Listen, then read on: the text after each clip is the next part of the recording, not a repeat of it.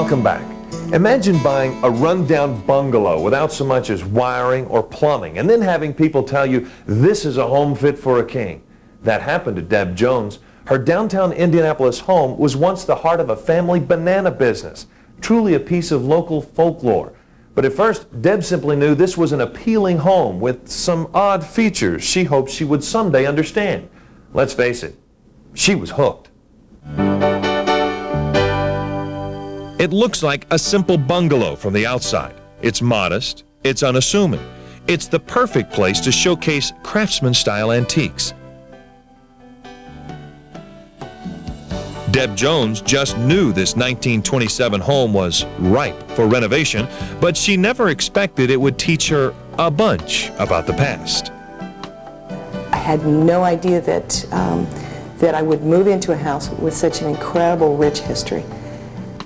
To escape demolition, the house had to be moved several blocks. I saw this house from behind, and it was broken windows and weeds, and it was pretty bad. But it struck a chord in me. Unfortunately, the interiors had been stripped. Everything was taken, including the bathroom sink.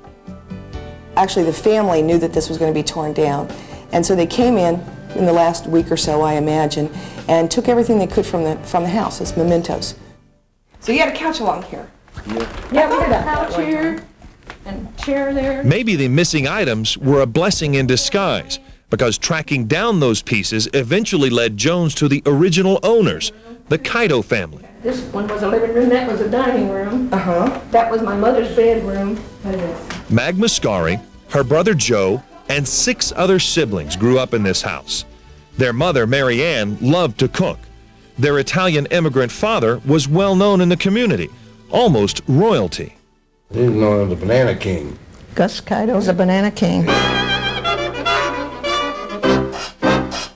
In this part of the country, they were one of the largest suppliers of bananas in this area. Gus Kito was in fact the top banana among the Italian fruit vendors of Indianapolis.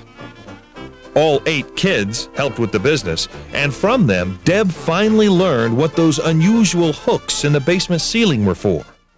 There's a driveway behind the house. They would drive under the house and bring the bananas in, and they would hang them to ripen and then sell them to the other vendors in the market and throughout the neighborhood. The hardest part was we were small and we could only carry 2 baskets, so you'd sell 2 dozen, then you'd have to walk clear back home and get 2 more dozen. That work ethic paid off, and the Kito home began to show signs of growing wealth. The Banana King commissioned a German artist to hand paint murals on each wall.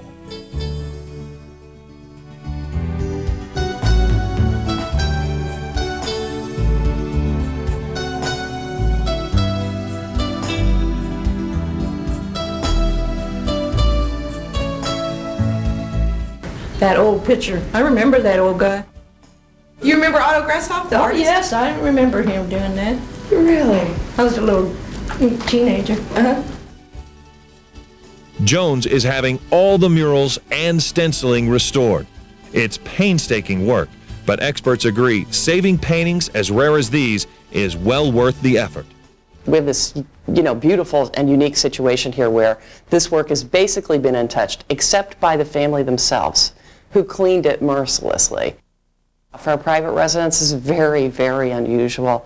And the extent of it, let alone, if one room survived, it would be amazing, let alone the entire house. These people were very proud of their home. Meg, don't you remember there's a fixture like this in there? The Kitos were eager to return the items they had once salvaged from the house. But after 2 years, it wasn't that easy. Pieces were stashed all over town, and records were vague. Deb had to do some detective work. It was in the top of a warehouse, which we had to go up on a forklift, and we had flashlights, and we were poking around in this old warehouse, and there are my bathroom fixtures. Other items were scattered in storage throughout the city. At one point, we opened a boxcar, and there were all the interior doors, a lot of the sconces, the wall sconces, a lot of things that belonged in the house. And so that was a huge find. Sometimes it appears that fate is lighting the way, like the time she bought a chandelier at an old second-hand shop. And I thought it had some potential. I brought it home. Kind of piqued my interest, but as we were hanging the lamp where it had been yanked out of the ceiling, the jagged pieces on the lamp matched the light fixture in the ceiling. And so we realized at that point that this was exactly the lamp that came out of this house. And I guess it wanted to be back in this house. Sometimes the members of the Kaido family feel exactly the same way. We're home. I told you, I'm 10, 12 years old. We shouldn't have sold this house. Well, maybe not, but I'm sure glad you got did. This is still a work in progress, but Deb Jones knows the fruit of her labor has paid off. The Banana King himself would be proud.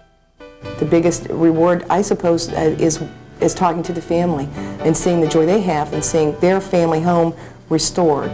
She's done a remarkable job. We just wish we could still, you know, Wish it could be little again. yeah. The Kaido family continued to live in the house until 1990, when an Indianapolis company's expansion forced them to relocate. State preservationists sold the house to Deb for just $40,000 as long as she promised to restore all of the murals. She continues to fulfill her part of the bargain as her checkbook allows. Up next, the walls and floors of an old boarding house railroad an Illinois family into learning about the past. Stay with us.